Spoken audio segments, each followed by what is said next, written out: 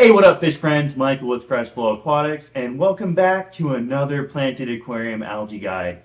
In today's video, we'll cover staghorn algae, how to identify it, how to destroy it, and how to prevent it from coming back. Staghorn algae is pretty easy to identify. A lot of people refer to it as a hair algae, but I think it's actually a type of red algae.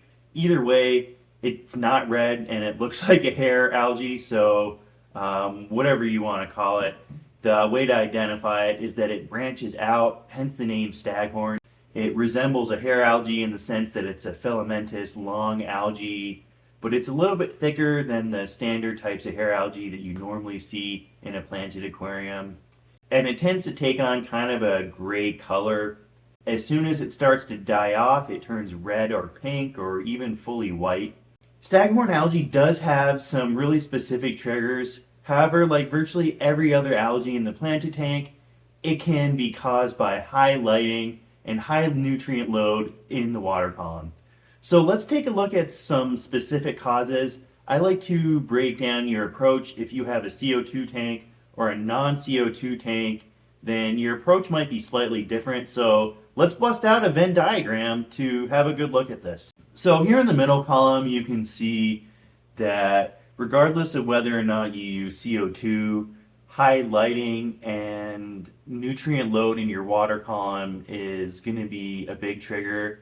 So specifically iron. Iron is very strongly correlated to staghorn algae in the planted tank. So if you are dosing iron outside of a normal all-in-one fertilizer, then chances are you need to lay off the iron. And then with lighting as well, really strong lighting will help to trigger staghorn algae, especially in combination with high nutrients, specifically iron like I just talked about.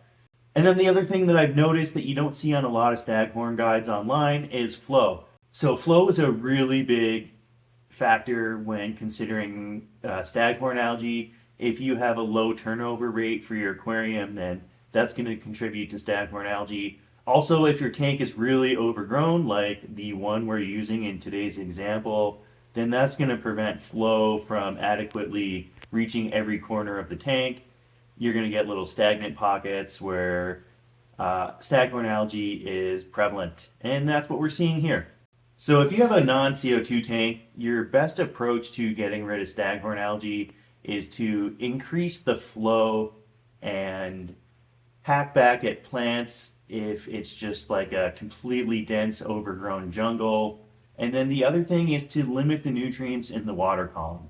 If you do have a CO2 tank, then it's worth considering your staghorn algae could be caused by any of the things that I've already mentioned, but it could also be related to fluctuations in CO2. So CO2 fluctuations are also a really big contributor to staghorn algae. And if you have a CO2 tank, you don't necessarily have to reduce your lighting right off the bat. Even though it's not a bad idea, I would initially focus on getting your CO2 to a stable level. Normally people shoot for 30 parts per million. I've been going for a little bit under that these days, maybe like 20 or 25 parts per million instead of your drop checker becoming like a true lime green. Somewhere in between like a dark green and a light green to lime green is what I'm going for these days. Alright, so the first thing I'm going to do in this tank is just clear up some space so that I can really see what I'm working with. There's so many overgrown plants in here. I'm just going to need to pull out a lot of these stems that are blocking up flow. And then just pulling these stems will automatically remove some of the staghorn, but it'll be a good start.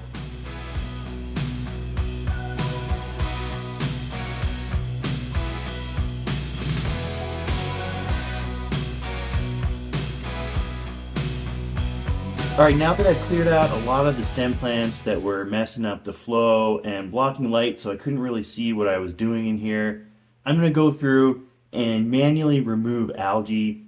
So all that means is I'm going to either use some shears and I'm going to cut off the plants that are smothered with algae, or I'm just going to use my fingertips and pull off staghorn algae. Staghorn algae is pretty easy to pull off with your fingers.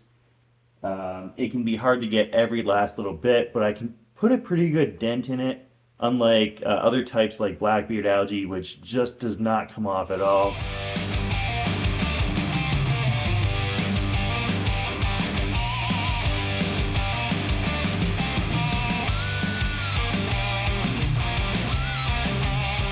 Alright, now that I've got this tank cleared out pretty good, the flow is circulating around the tank a lot better, which will help prevent staghorn algae from coming back.